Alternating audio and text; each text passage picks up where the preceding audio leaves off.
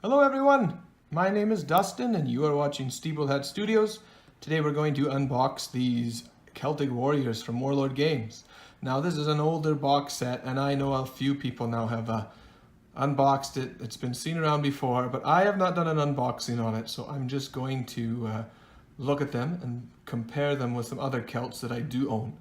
So we'll get right into this, but before I unbox this, I just want to say that I have not been filming a lot on YouTube recently, and that is because I've been very busy. For those regular subscribers, you all know that I ran a successful Kickstarter, and I've been very busy with the production and next designs of the next Kickstarter project, so that's taken up a lot of time. There's also been a lot of other work since I work from home and deal with selling products on Amazon. There's simply not been a lot of time to put into YouTube. So every time I do get a chance to film something like this, I'm quite happy because, you know, I do like doing YouTube. I do like doing these videos and battle reports. And one thing I wish I could do more of is do more of a variety of battle reports. And that's hard because I end up taking a long time to paint my models. I think it took me 2 months to paint 8 Triarii. That's how busy I was. I'd sit down for maybe like an hour or two a day maximum, and I am a very slow painter. But hopefully when I come back from a little trip I'm going on, yes, I'm going on a trip to visit some family members for about a week or two here. The next thing I hope to do is get back into more painting. I'll still be super busy with Kickstarters and fulfilling new stuff. But yeah, I'm not giving up on this channel. There's been fewer videos, but I still need to finish that Hail Caesar walkthrough, finish the shooting section, and get right into the nitty-gritty close combat section.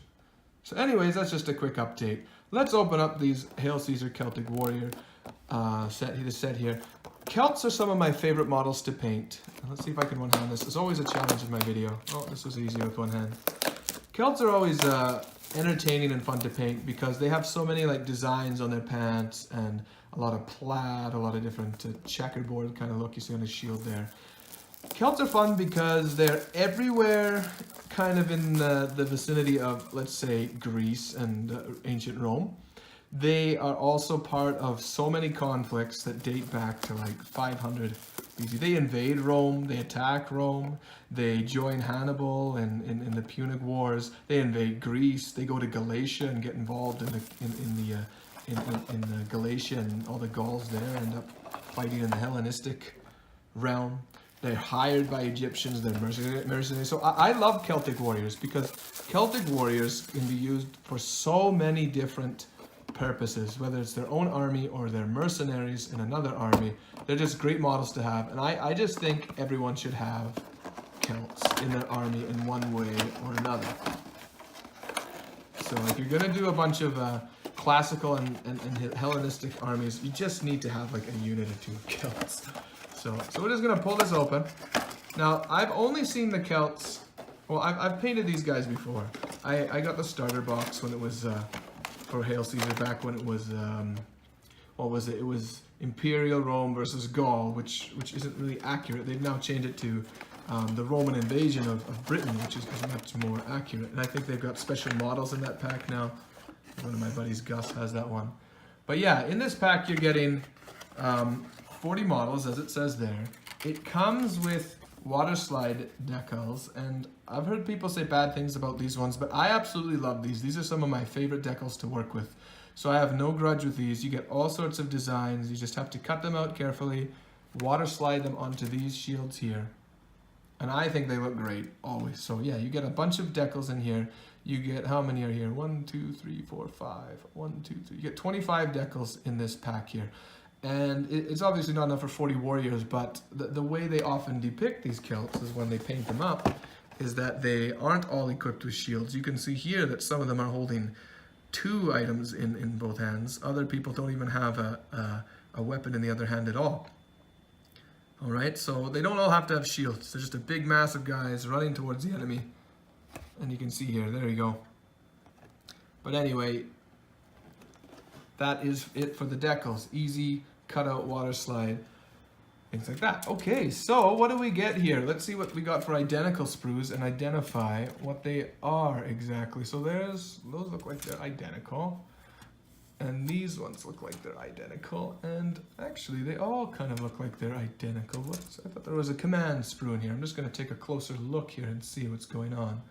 Okay, so I looked at it incorrectly. The top halves are all more or less the same, but when you get to the bottom halves, you actually see, yes, there is a command sprue in here. The command sprue has these different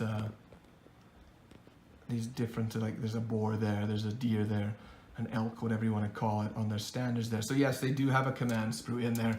Each sprue, regardless of it being a command sprue or just a regular sprue, has the legs and the bodies in separate pieces. So you will have you get 5 feet, 5 bodies, and another 5 on either side there. So you get 4 of these sprues in the box, which makes 10 a sprue. That makes for 40 guys. Like regular Joe sprue here first. Let's call it that. Regular Joe sprue. Regular Joe, meaning that they're just your typical guy that are in the masses. So the Celtic sprue here has some javelins. Okay, javelin spears if you wanted them to be. There's a shield there with javelins tucked in behind it. It comes with an array of, there's some full swords there beside a sheath that matches. That's quite good. So if you take that sword and you want the sheath to go with it, just put that right alongside his body. You get a couple daggers there, and then you get 4 different shield shapes, which should all match this one. And you can see here, there's 5 different shields, and thus you can have the 5 different shield shapes from the decal sheet there. Okay? As for the legs, we'll take a look there. Most of the legs are going to be either just your basic pants with, you can see the lower half of the tunic overlaps those sets of pants there. The shoes are your basic, I don't even know what to call them, whatever the Gauls were wearing to run around in. Well, maybe some of them didn't have shoes. But yeah, it's very simple for pants. You do get one fellow that looks like he's got chainmail on this side of the legs. So there are chainmail guys in this set. There's a mixture of non-armored as well as armored guys. And here are the other ones. On the other half of the sprue, you can see that some of them have side weapons, which is great, daggers and swords already attached. This one here, in particular, is already unsheathed, so you just have to give him a sword if you use him. And there's another chain guy. Now, bodies to match these are in the center of these sprues, and some of them already have preset weapons, or rather pre-equipped weapons. Like this guy on the left has a sword, this guy has his javelin out. Okay, this guy's body, and I'll show you this guy's body after, has a sword. He has a sword in his hand, but he's got a really weird shape. And this is one thing that I kind of give a negative on this set, is that they see his neck there, how he glues his head on? They make this set very strange with some of their poses, and I'll show you an example soon. There's this guy who's half naked and has got a sword up in the air, and this guy as well. For the other bodies that you get on this set, you have, let's see if I can get in there, there's another guy with, and I'll show you here, a very weird angle on the body. We'll show you what that looks like soon. You have, oh, flip it around. You have 2 guys here, they're probably rich, they have chainmail. One guy looks like he's got a medallion on the right there. And you can give him swords in those hands, or javelins, whatever you want. Here's another naked guy. He's, I think, supposed to be holding another weapon, or maybe the standard. And then just a regular guy with a shirt as well.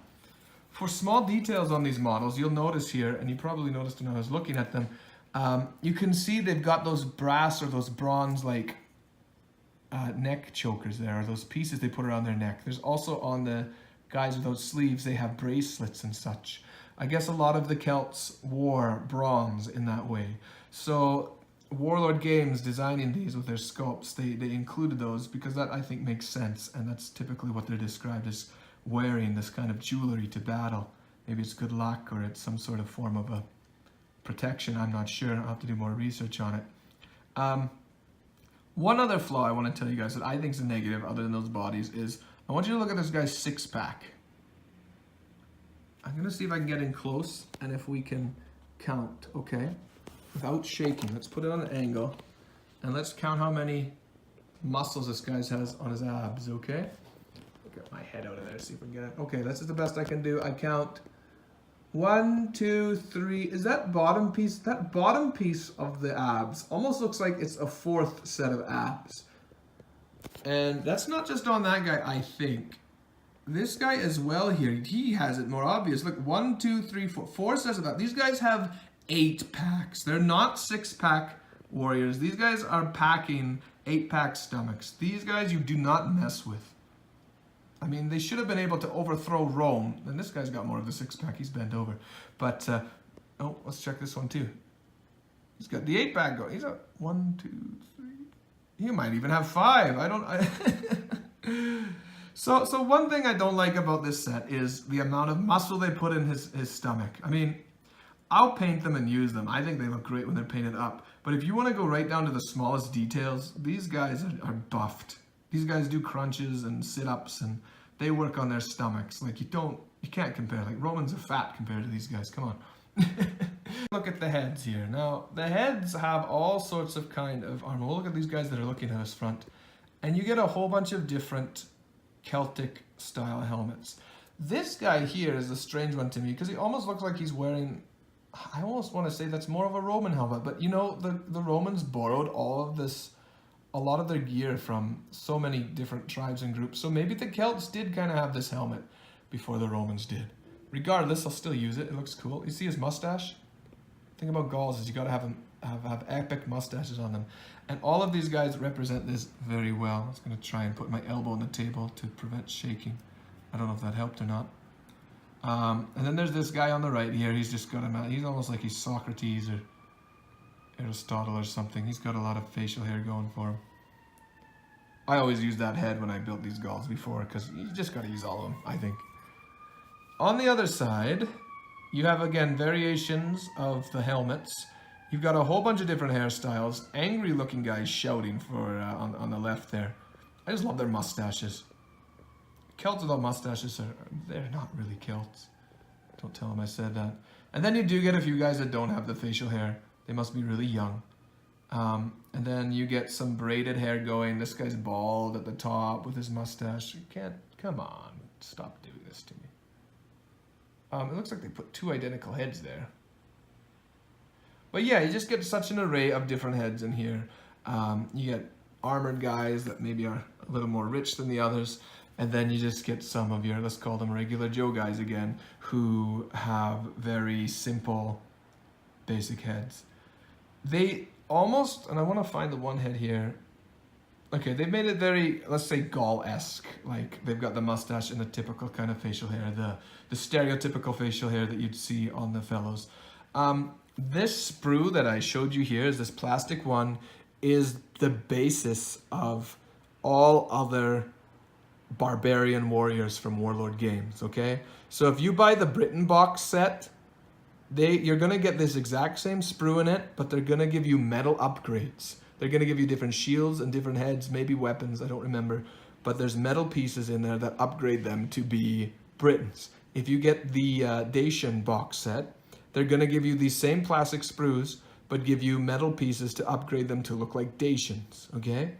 And the same goes with the Germanic forces, I believe. All of those barbarian factions from Warlord games use this basic Gaul sprue, and they include metal upgrades to make them look more like the group of barbarians you want to represent. So this video is not only going to be helpful for those who want to collect Gaul, or Celts rather, but for anyone who wants to collect like Germanian forces or Britain forces, anything like that. Okay, so we looked at the regular guys here. Let's take a look at the command sprue. So the command sprue is the exact same copy as any other of the regular guys on the other set. So all of these bodies, all of these fellows here with a chainmail are the same. The legs are the same, but what they've done on the other side is that they've taken out all the heads. So remember this, if you want to buy a separate sprue from Warlord games and just want the Celtic command sprue, you make sure you have Celtic heads at home because the command sprue contains no heads, okay? They've got the 2 standards there with a really fancy looking boar and the deer going there. They've got this, they've got heads there, okay, because it was It was a stereotype, but then it was proven, I think it was recently proven, I don't have the evidence or video for it, that apparently the Gauls and the Celts, they did embalm heads and carry them to war, so it's perfectly fine to include these heads now. Okay, there's also this, I don't know if this is a plume at the end or what this is. There's some sort, maybe it's a helmet plume you can put on top of a helmet. And there's also here some sort of bird, a crow, let's say, and that is meant to go on top of your commander if you want it to be on one of these guys' spiked helmets to give them a more impressive look. Okay, so the command sprue gives you a couple options, not very many. Oh, and then there's this really huge, I forget the name, the Celtic horn, the Cyrix? This is called the Celtic horn, I forget the name. But the Celtic horn there is really big and it will just fit into anyone's open hand here.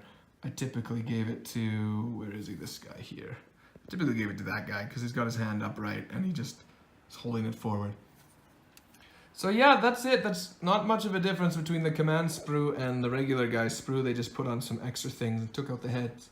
So you will be, if you get this box set, you will be making use of probably all the heads here, or most of them, because you'll need them to make up for 10 guys in this box set here, or this sprue here as well.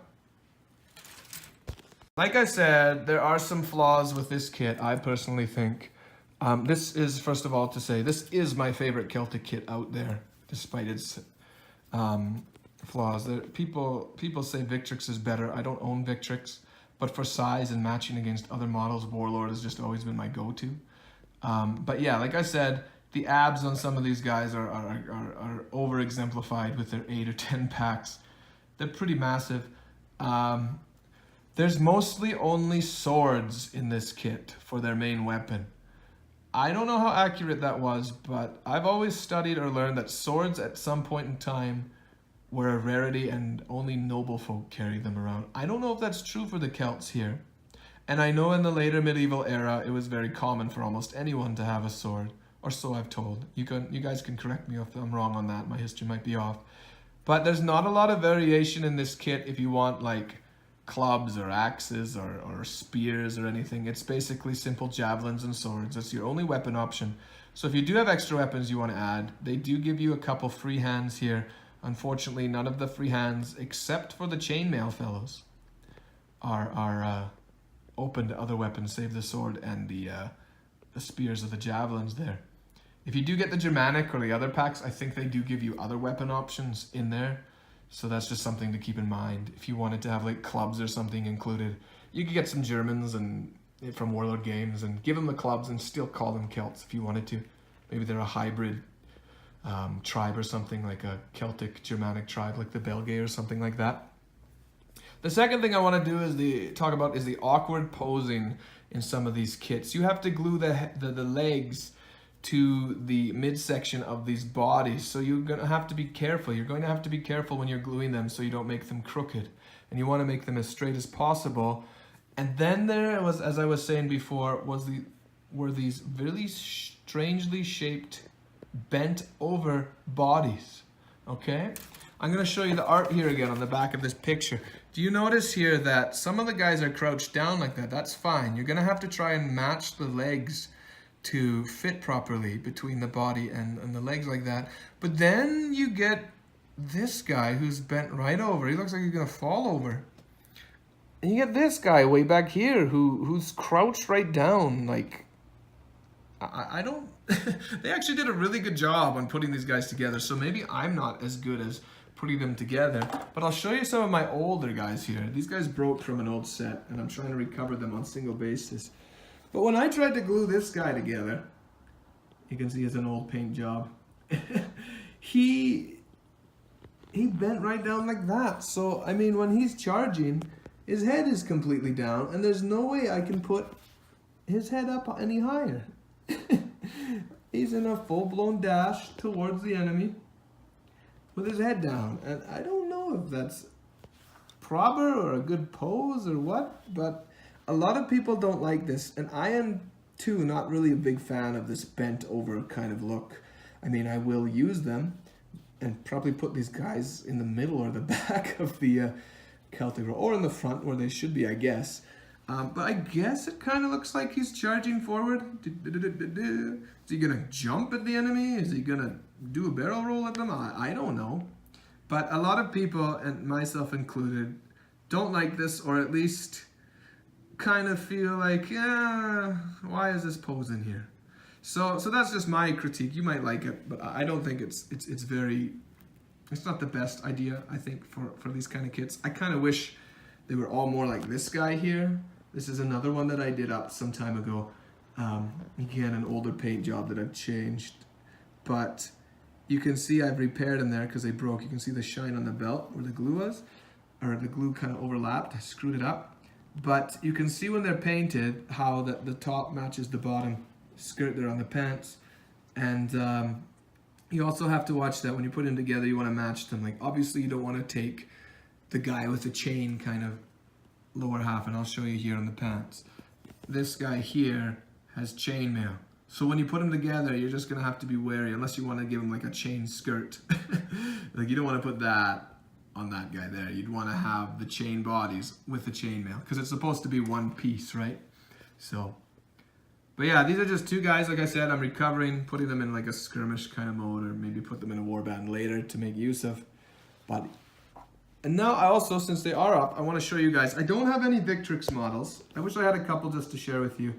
I've kind of been disenchanted by Victrix a little bit. I love their infantry, but their horses, their cavalry are very strange to me.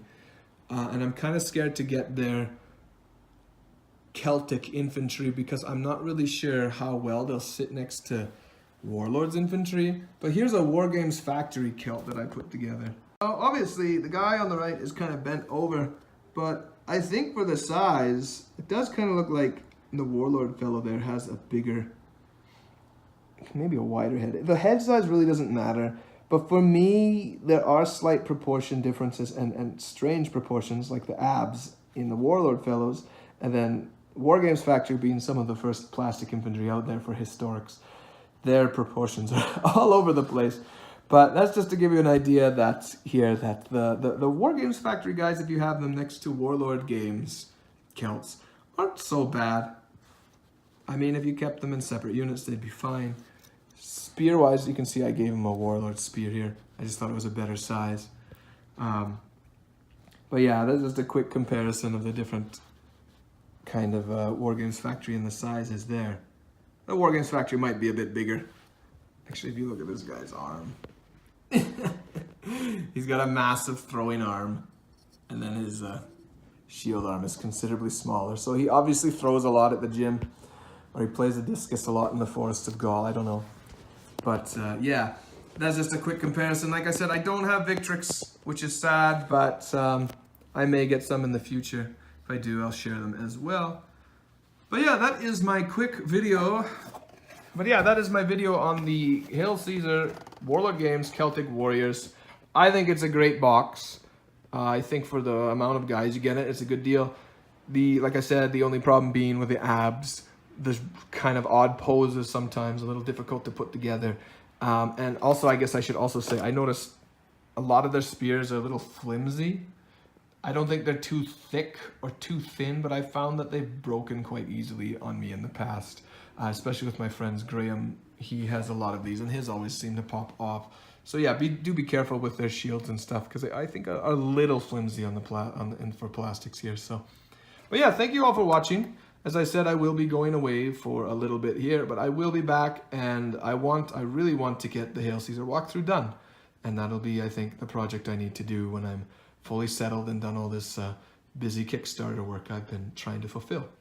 So thank you everyone for watching today, and I hope you have an awesome rest of your January, and we will see you again sometime in February or the month after. So have a good one.